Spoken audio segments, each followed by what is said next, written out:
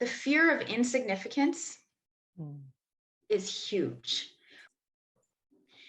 And what often happens in my own life, and when I start to put dreams down and I stop pursuing them and I stop believing in them, it's because somewhere along the line, that fear of insignificance becomes so big that I then begin to look at that dream. I look at how huge it is. I start to go, who am I?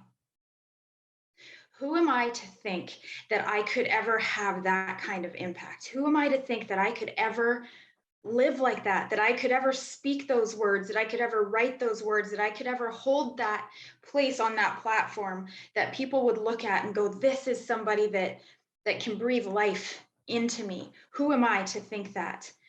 And then I begin to think I have no right.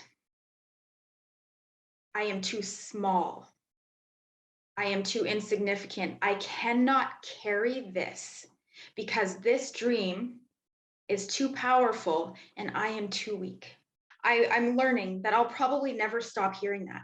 I'll probably never stop hearing those thoughts because as soon as I conquer this one big dream over here, that as soon as I step out and use my voice in this arena, there's going to be another mountain to move. There's going to be another dream. And so I want to go into the story of a guy named Nehemiah for a minute.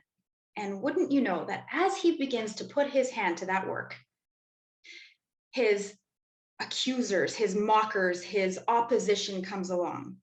And they start to say things like, what do you think you're doing? His first response to them was, you have no claim and no legal right here. Mm. You have no claim and no legal right here. You have no right to stand in the way of me and my dreams.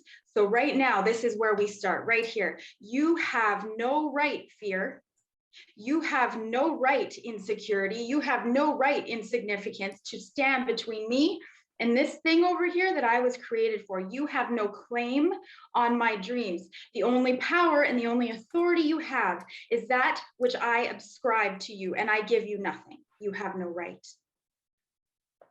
And so right away, we have to realize that that predator, because that's what it is, we have to protect our purpose from predators.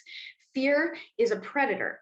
Insignificance is a predator. The idea of dying in obscurity is a predator. Anything that would hold you back from building that dream is a predator. And you have to protect your purpose against it. Because here's what often happens. We recognize I have this fear over here. I have this insecurity. I have this doubt. I have this trial. I have this mindset. I have this emotional trauma. I have all of these things. So I got to drop everything and stop building while I fix myself. And in the middle of fixing yourself, now comes the next trial. Now comes the next mindset. Now comes the next wound. Now comes the next opposition. Now comes the next person here to tell you that you're not good enough. And you never get up off the ground because you're too busy thinking you're not good enough to build while you protect. Because the predator is not going to stop coming just because you decide to start building.